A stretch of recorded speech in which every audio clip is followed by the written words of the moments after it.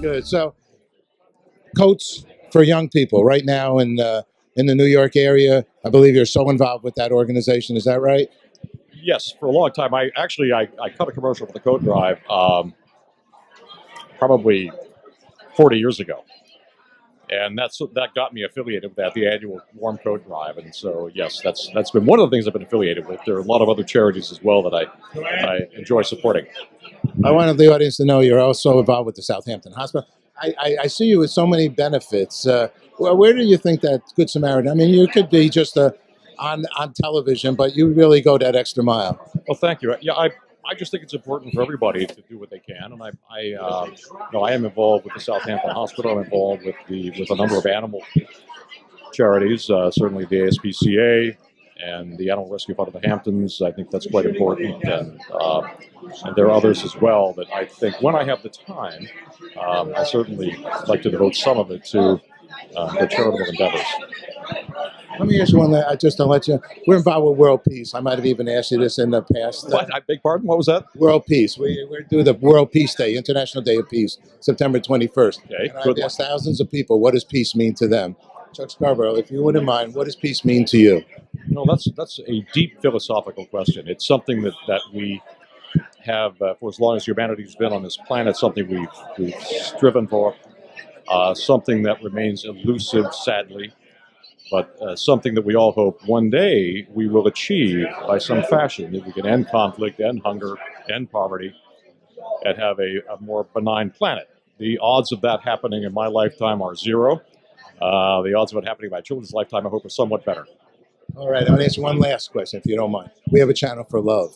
What does love mean to you, if you don't mind me asking? Well, there are so many different things. Love of children, love of animals, love of my wife, being giving and compassionate and understanding and non-judgmental. Well, in the New York area and other places, you're a living legend, and a lot of people really respect you. So your thoughts really mean a lot. Thank you very much. Thank you. Bye-bye. Before I get started on this introduction, I'd just like to acknowledge all the honorees in the room today. Congratulations to all of you. In particular, three people that I worked very closely with over the years. My dear friend Steve Simmons, Dr. Max Gomez, and David Hyman, that now takes 11 years.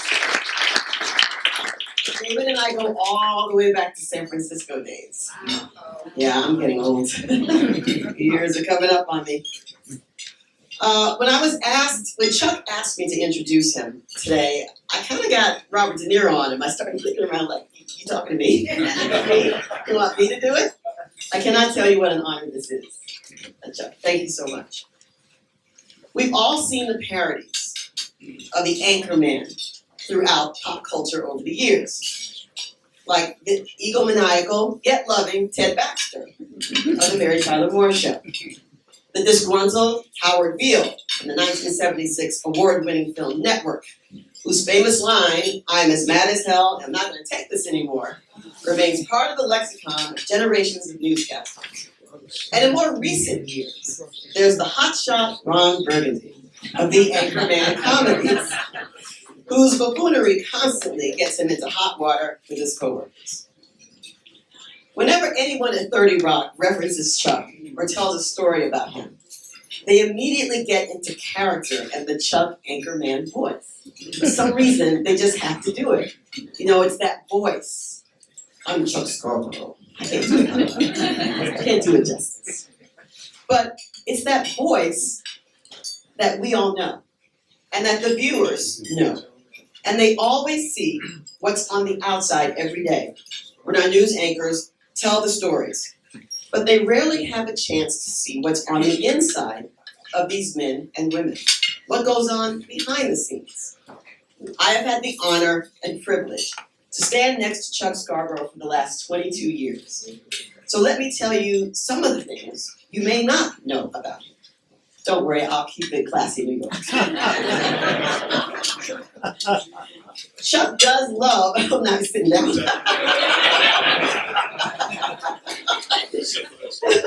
No, it's all good. I don't know about when Sue comes up, but this is all good. It'll be good then. Chuck loves a good joke.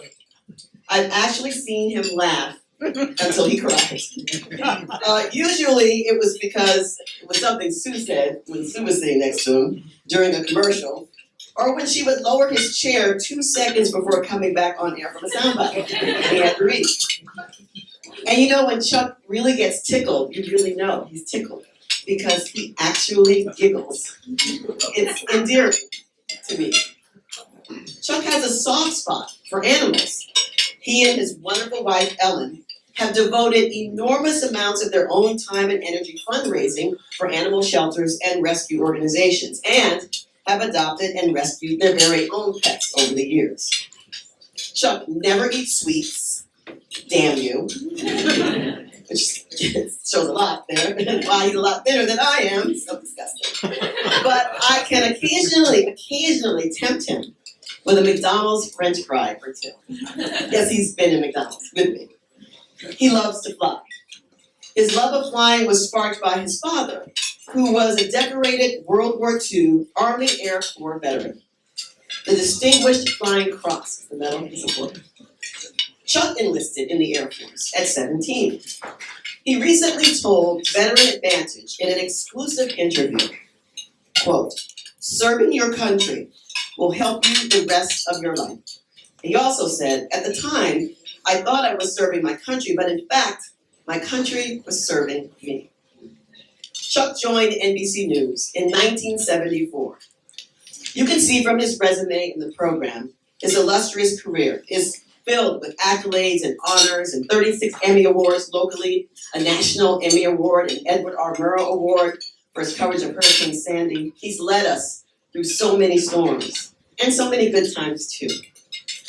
He's an author and a proud grad of Southern Miss. He's a grandfather, a loving father, and devoted husband. But what few people have seen, and what I've been able to witness, just standing next to him over the last 22 years, was his commitment to his craft, this community, and his family. I've seen his soft side, his humanity, his cool, calm, and collectedness under pressure. We thank you, Chuck, for your service to country and community. And I want to personally thank you and Sue for welcoming me in 1996 as a young whippersnapper into your NBC family. Who knew, as a teenager about to enter high school in 1974, that I would someday stand next to greatness, to a living legend. Ladies and gentlemen, I present to you and congratulate my colleague, my friend, the consummate newsman, our anchorman, Chuck Scarborough. Yeah.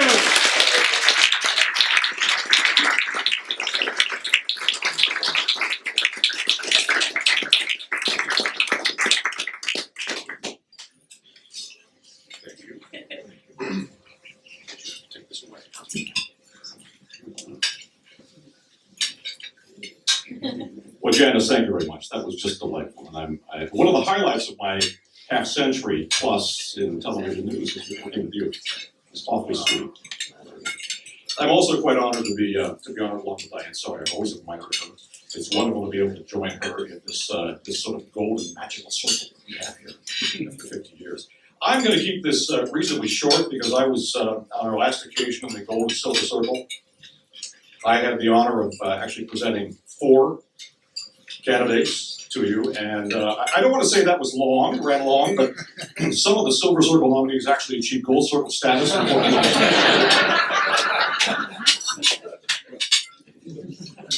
You know, I never could have imagined when I walked into the door of that little ABC startup station back in 1966 that it was a decision that would propel me around the world and land me in an anchor chair in New York City.